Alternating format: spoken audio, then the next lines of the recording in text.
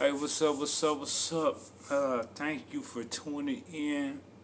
There's a million and one things you could be doing. Instead, you took the time to tune in. TGIM, thank God it's Monday.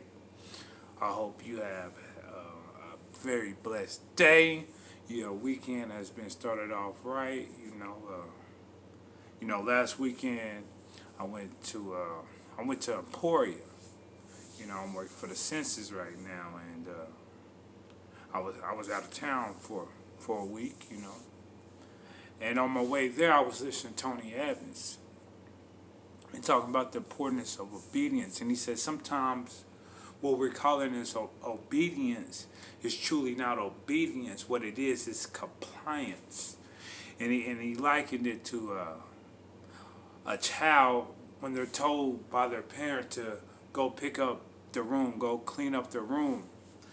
And one child may respond by quickly getting up, like, okay, mom, I'm going to clean my room. I'm going to make you proud.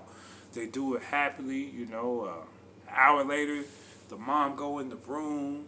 The room is clean, organized. She look under the bed, make sure they didn't just shove everything under the bed. Everything is really clean. But then another child may respond grudgingly. And he say, okay, I'll do it. But his attitude shows you that he doesn't want to do it. And the mom go in there and she sees the son or daughter cleaning up, taking their time. See the parent roll their eyes. And yeah, they're obeying. But they're not really doing it with a cheerful heart. What they're doing is complying with the instructions that they've been given. And I say this because a lot of times in the areas, we may just be complying.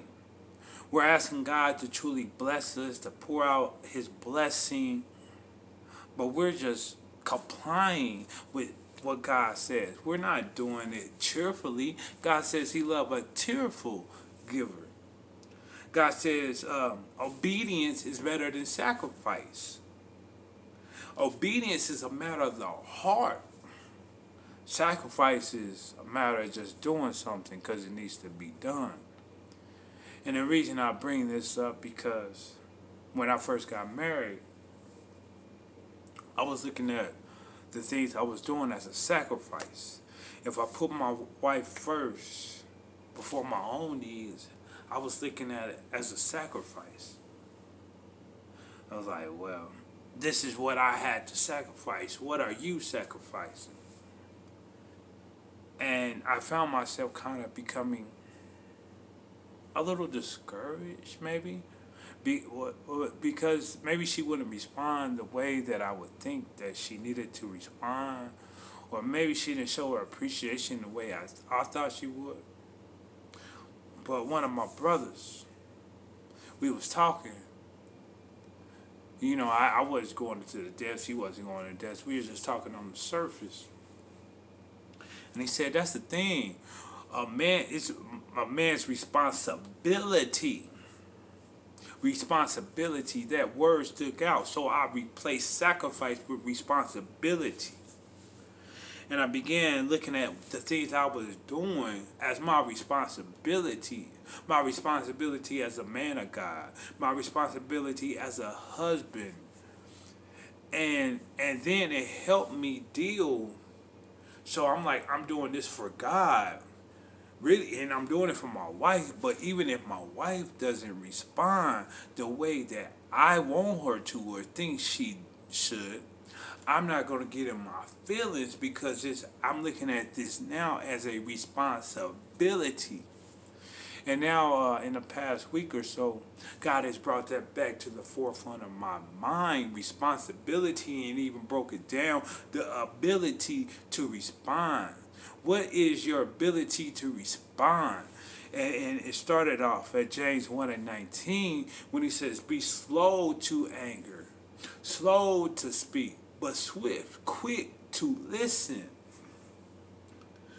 So what I'm saying is, there might be some people who feel like your responsibility is just weighing down on you.